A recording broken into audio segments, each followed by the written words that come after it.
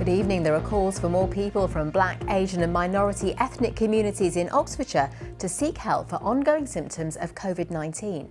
According to the Office for National Statistics, about 1.7 million people in the UK had long Covid in March. Nearly 800,000 had symptoms lasting for more than a year.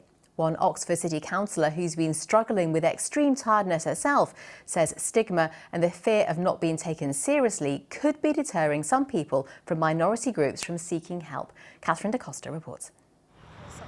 Oxford City councillor Shaista Aziz caught Covid right at the start of the pandemic, but many of her symptoms, including fatigue, insomnia and sight problems, have persisted. Well, I had to give up my full-time job. I couldn't do my work because I was so exhausted. I couldn't actually see properly. I had extreme blurry vision, which is connected to long Covid. My ears, I had extreme inflammation in my ears, I found out later.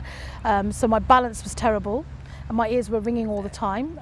It took a year to be diagnosed with long Covid and 18 months to be seen by experts at Oxford's long Covid clinic.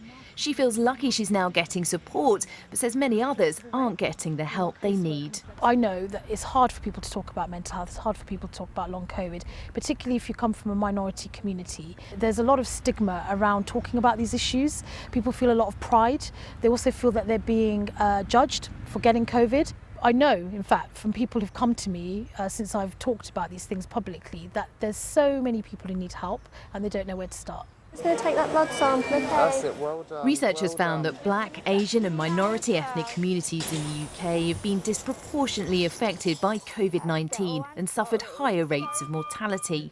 Yet most of the patients being referred to Oxford's long Covid clinic are white.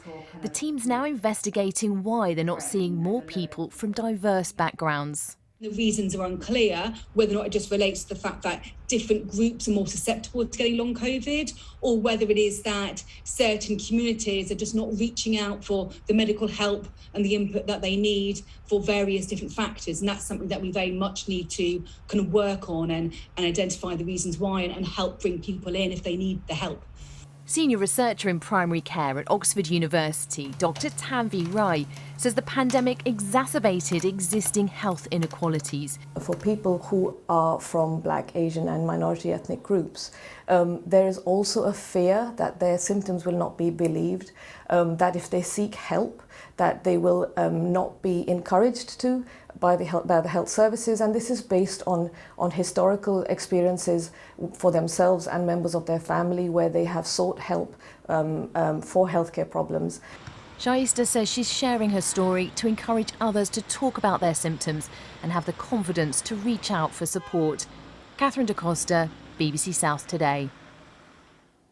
In a statement, the NHS told us there are already 89 long Covid clinics open in England, adding anyone who's concerned about long-lasting symptoms should continue to get in touch with their GP practice or go online to the NHS Your Covid Recovery website to seek further advice.